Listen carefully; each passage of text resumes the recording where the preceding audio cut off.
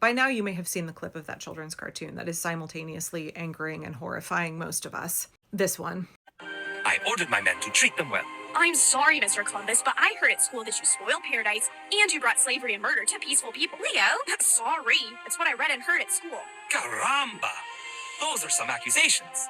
The place I discovered was beautiful, but it wasn't exactly a paradise of civilization, and the native people were far from peaceful. But you just said the Taino were peaceful. They pretty much are, but there are other tribes who aren't. The Taino I had met had cuts and scars and bruises all over them. I asked why, and they told me about the Caribs, who are vicious, warring cannibals. Cannibals? Like they Eat people, see, Whoa! right? Hey, all the things that are bad in the world I come from, jealousy, lying, murder, war, it all exists in the land I just found too. But in Europe we draw the line at things like eating people and human sacrifice. Some of the native folks from where I just left do those things regularly. So, these people in your time who think it was a peaceful paradise are misinformed. Or lying. Yeah, but what about slavery? You didn't deny that. Deny? No. Slavery is as old as time and has taken place in every corner of the world, even amongst the people I just left. Being taken as a slave is better than being killed, no? I don't see the problem. So the conversation going around for the last several days is that the Trump regime is intentionally gutting PBS, which includes children's programming that we all love and have grown up with, Mr. Rogers Reading Rainbow, Sesame Street. The attack on children's educational programming is not a coincidence. And the argument being put forth is that Trump wants to replace the far right, the Christo-fascists, Project 2025, want to replace children's programming on PBS with what you just saw. The presentation of kind of the worst stereotypical savage tropes of indigenous people in the New World. This claim that Europeans are less brutal and more civilized. I mean, we all understand that Project 2025, the Trump regime, Christo-fascists, and their Make America Great Again agenda, they are a reactionary movement. Reactionary doesn't mean somebody has a big emotional reaction to something. It doesn't mean someone is overreacting. Reactionary means they are reacting to progress in a society by wanting to take us backwards. Reactionary and regressive are synonymous. They want to take us back to a time where we were less progressive, less prosperous, where we struggled harder, and the super rich and white men, especially white super rich men, controlled everything. So of course we are seeing a return of like 1950s-esque rhetoric about white Europeans being more civilized and indigenous people being like brutal barbarians, savages. Now that clip was from PragerU.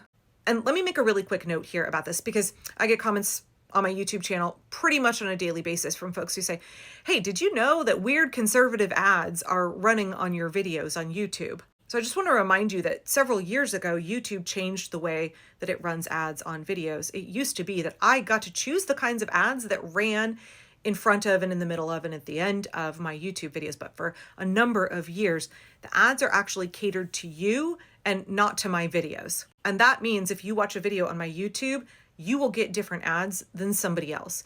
The YouTube algorithm has decided what kinds of ads it thinks are going to appeal to you. Unfortunately, I think because I tend to watch a lot of videos about history and education on YouTube, the ads I see most often are actually PragerU ads and also ads for the Daily Wire. Ugh. So I just want to make that clear. The ads you're seeing are tailored to you. They are not connected to my videos. And somebody else watching my content will see different ads than what you're seeing. And honestly, it doesn't really matter how much you click not interested or hide that advertiser. I still keep saying the same stuff. Lots and lots of this PragerU nonsense. And I don't know how familiar other folks are with PragerU, but like much of the alt-right, they have been trying to undermine education in the United States for a long time. They have been trying to use our public education system to propagandize for the alt-right, for white supremacy for quite a while. This didn't start with gutting PBS and children's programming there. Now, PragerU is a nonprofit that was founded in 2009. Their goal is to push an alt-right agenda and lash out against, criticize progressive policies. They are a reactionary organization. And you and I might find the kind of slop that they churn out to be real cringe. But conservatives around the country who are in positions of political power have really liked PragerU's content. PragerU is not a university, y'all. It was founded by Dennis Prager, who was an uber conservative talk show host. And even though he promotes a white supremacist, Christo-fascist kind of rhetoric, he's actually Jewish. He'd been a conservative radio talk show host since the 1980s, but in 2009, he founded this nonprofit, PragerU. Add that U to the end, and people assume it's a university and has some kind of educational content that it's making, but no. He was making these short videos trying to promote what he called the American conservative perspective, aka white supremacy, aka the alt-right. One of his first big campaigns was this pushback against Americans saying happy holidays instead of Merry Christmas. Again, he's Jewish, not Christian, but he understands his mark, which is conservative evangelical Americans. He just wants to whip them up into a frenzy, feed into their persecution complex, where they are saying that liberal America wants to make it unsafe for them to be Christian.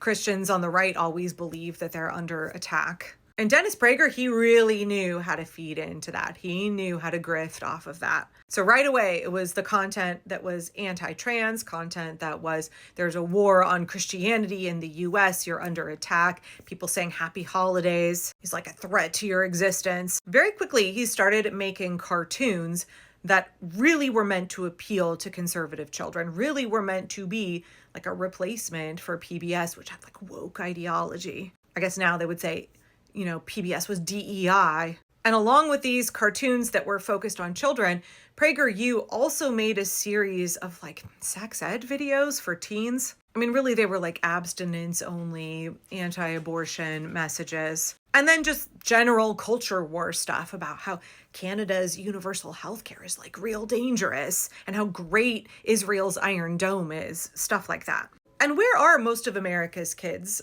all day long? They're inside the public school. They are a captive audience. And also there's some fat government contracts when it comes to supplying curriculum to public schools. So this was going to be a twofold win for Dennis Prager if he could get his material. Just, it's not curriculum, y'all. It's propaganda. He calls it mind changing. Yeah, mind changing. Okay, brainwashing? Mind changing. Indoctrinating? In fact, a couple of years ago in a speech he gave to Moms for Liberty, he said, "We bring doctrines to children. What is the bad of our indoctrination?" He also had told NBC News that he wanted to teach children that they are lucky to be Americans. He wanted this very whitewashed version of history where America was always the hero, or at least he knew that kind of framing, that kind of messaging would appeal to the folks who would want to buy the material that he creates. So we saw over the last few years multiple public school systems that are run by uber conservatives, by Christo-fascists, who bought PragerU's educational materials and folded them into their public school curriculum. Clips like that one I showed you at the beginning, that's not going to be like after school special material for kids. That kind of stuff is already being taught in America's schools. That clip is being shown in America's schools. Florida, Oklahoma, Texas, and New Hampshire have been using PragerU curriculum for years. If you are residents of those states, your tax dollars are being spent enriching Dennis Prager and making sure that the captive audience of the children who live in your state are being indoctrinated with Dennis Prager's version of history and his vision for the world, including one in which he said, or he had Christopher Columbus say, that slavery was not so bad. So again, a couple of years ago, Oklahoma's superintendent, Ryan Walters, flew out to Southern California and was schmoozed and wined and dined by PragerU. And the next thing we know, Oklahoma is now going to purchase PragerU's curriculum for its schools. Reporting at the time says that the Oklahoma Department of Education declined to say whether or not Walters' flights and accommodations had been paid for by PragerU. In response to questioning, a spokesperson said, Superintendent Walters, didn't he just get in trouble for having a video of naked ladies playing during a school board meeting? Anyway, Walters is proud to stand up for Oklahoma parents and their desire to ensure kids are not bombarded with left-wing indoctrination by teachers' unions and their woke allies. The partnership with PragerU is just the beginning to reset the classroom back to a pro-America path, said an Oklahoma spokesman. There you go.